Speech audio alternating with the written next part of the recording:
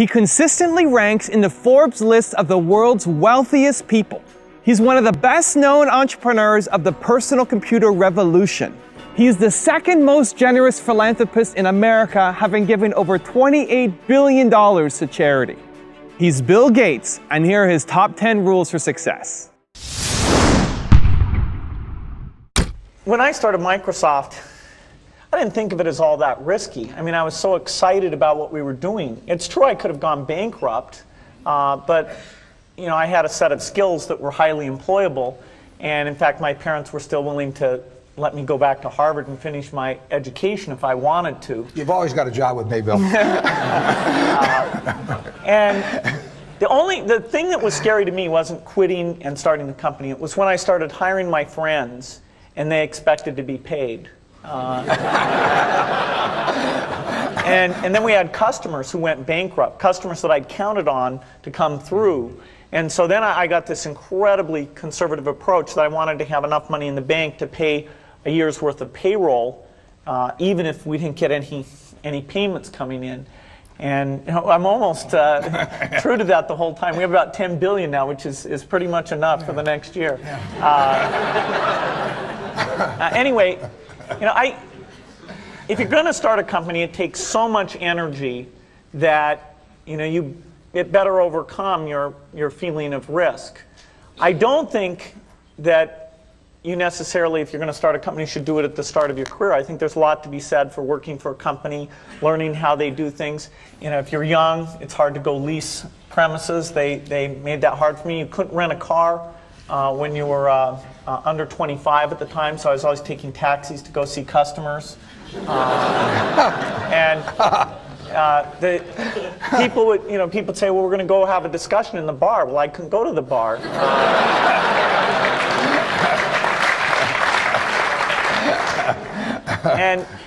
But you know, that's fun, because I'll tell you, when people are first skeptical and they think, oh, this kid doesn't know anything, then when you show them you've really got a good product and you know something, they actually tend to go overboard and they think, whoa, you know, they know a lot.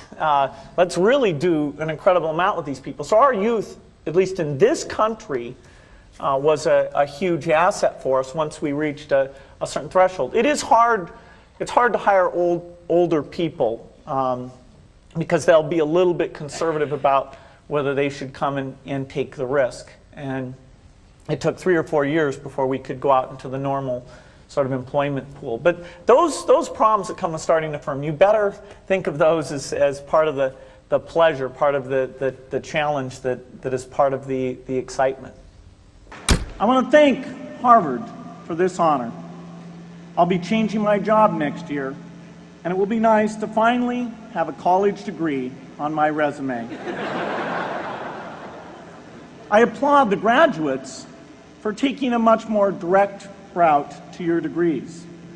For my part, I'm just happy that the Crimson called me Harvard's most successful dropout. I guess that makes me valedictorian of my own special class. I did the best of everyone who failed.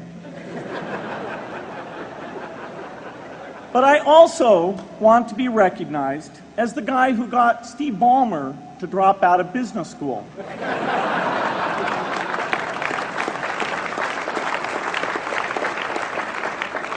I'm a bad influence. That's why I was invited to speak at your graduation. If I'd spoken at your orientation, fewer of you might be here today. I'm in meetings a lot. My calendar gets very full with those, and then at night, after the kids have gone to bed, I'm on email a great deal. I get messages during the day. That's my chance to give long responses. And then over the weekend, I send a lot of mail as well. I take 2 weeks a year to just go off and read and think, where I'm not interrupted by work or anything else. I'm just solidly trying to think about the future, and people get to send me things to read as part of that so-called Think Week. So it's a nice mix of things. About 25% of the time that I'm out traveling around, meeting with customers, Europe, Asia, and that sort of helps me think, okay, do we have the right priorities? What are people responding well to, and what would they They like to see us do better. Hello, I'm Bill Gates, Chairman of Microsoft. In this video, you're going to see the future, Windows. Microsoft first came up with the Windows concept back in 1983. And today, the leading software users have switched into the Windows environment. It's really incredible how quickly our powerful applications like Word and Excel and PowerPoint have been adopted. It's not just Microsoft applications. Even companies like WordPerfect and Lotus have now come out with Windows applications. And every week we see new innovative work. It's really attracting all the innovation in the industry. We predicted this a long time ago, and now it's the future. The key point there is you've got to enjoy what you do every day. And for me, that's working with very smart people. It's working on new problems. You know, every time we think, hey, we've had a little bit of success, we're pretty careful not to dwell on it too much because the bar gets raised. I love bridge. Bridge helps you think. It's a game you can play your entire life and keep getting better and better. I think anybody who's good at bridge is going to be great at a lot of things.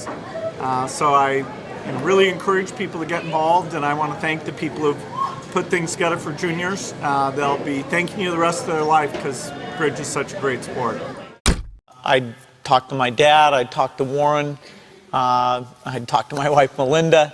So I have enough people that know me and actually know where my judgment isn't its strongest, where I might get overexcited about something or, forget to think about something. And so they're good at correcting, particularly Melinda, good at correcting whatever those blind spots are. And I think it's good to encourage your friends and advisors to really give them that license. I can go to a party and forget to say hello to various people or something. That's a very minor example of my blind spots. Not to the hostess.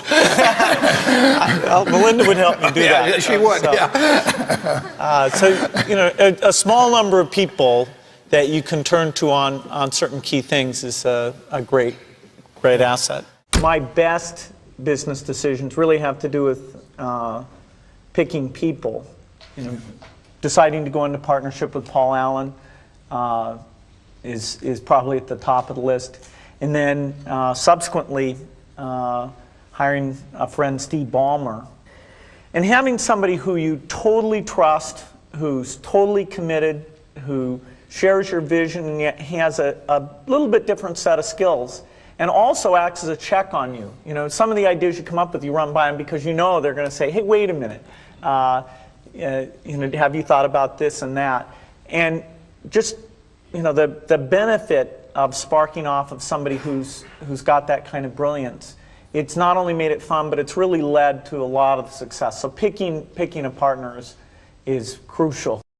I had one habit that I developed when I was at college that was actually a very bad habit, which was I like to show people that I didn't do any work and that I didn't go to classes and I didn't care.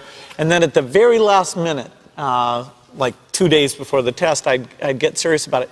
And people thought that was funny. That was my positioning, the guy who did nothing until the last minute. Then when I went into business, that was a really bad habit. And it took me a couple of years to get over that. Nobody praised me because I would do things at the last minute, and I tried to reverse to students I didn't think that highly of, who were always organized and had things done on time. I'm still working on it, but procrastination is not a good habit. Bill can change clothes in the car. So I'm going to challenge Bill Gates, my partner at Facebook, Sheryl Sandberg, and Netflix's founder and CEO, Reed Hastings.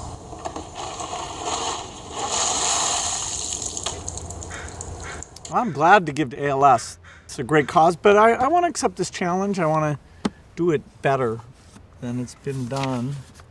Been working on this, got this design. There we go. Yeah. It's going to be great.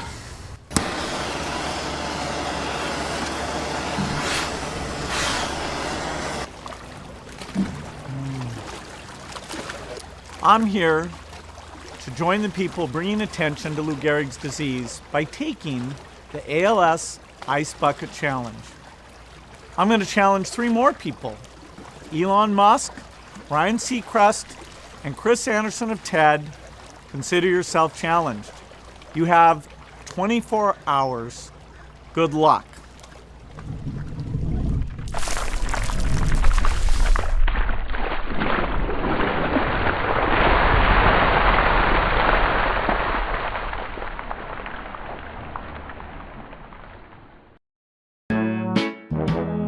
People, let me tell you about my best friend. He's a warm-hearted person who loved me till the end. Now, people, let me tell you about my best friend. He's a one-boy, cuddly toy, my up, my down, my pride and joy. People, let me tell you about him. It's so much fun, whether we're walking man to man or whether we're walking sun to sun, 'cause he's my best friend. Yeah, he's my best friend. La la, ba da da da ya, ba da da ya, ba da ya. Is it true that you can leap over a chair from a standing position? It depends on the size of the chair. I'll cheat a little bit. Yes!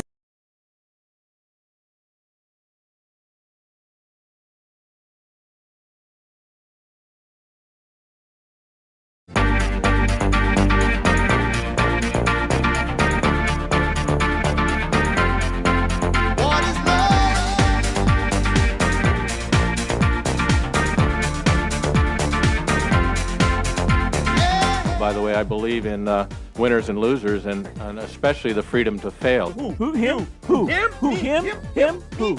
Me?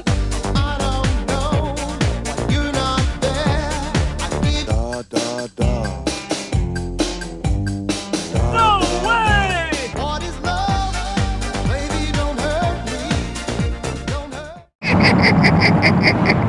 Oh, behave.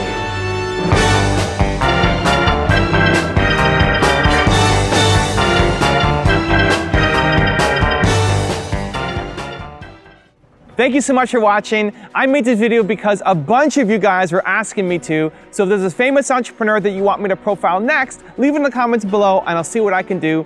I'm also curious to know what you think of Bill Gates as an entrepreneur and which of the 10 rules most resonates with you. Leave it below in the comments and I'm going to join in the discussion. Thank you so much for watching. Continue to believe and I'll see you soon.